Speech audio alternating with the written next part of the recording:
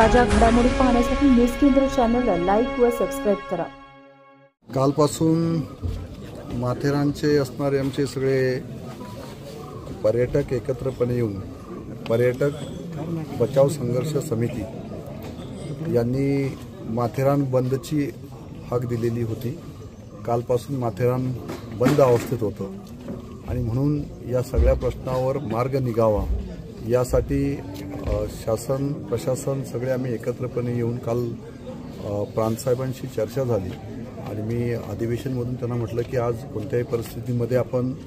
माथेरानला जाऊन माथेरानचे जे काही प्रश्न आहेत ते तात्काळ सोडवले गेले पाहिजेत। या संदर्भात या सगळ्या पर्यटक बचाव समितीची किंवा अश्वपाल संघटना असेल या सगळ्यांची एकत्रपणे आम्ही आज या ठिकाणी चर्चा केली।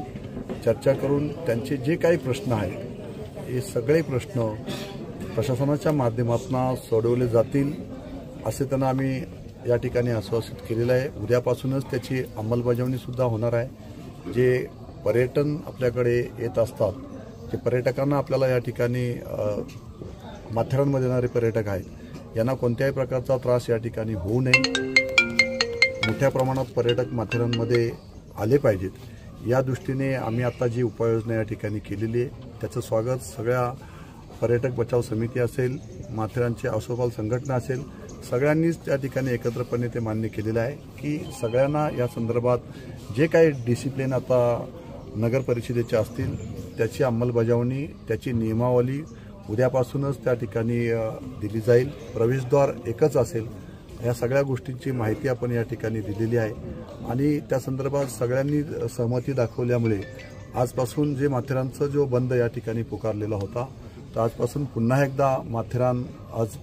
पर्यटन या ठिकाणी पर्यटकांसाठी खुलं केलेलं आहे, सुरू झालेलं आहे आणि माथेरानची ज्या समस्या आहेत त्यासुद्धा या 8 दिवसामध्ये पूर्णपणे सोडवल्या जातील असं सगळ्यांना आम्ही या ठिकाणी आश्वासित केलेलं आहे। आम्ही आता सगळ्यांशी चर्चा केल्यानंतर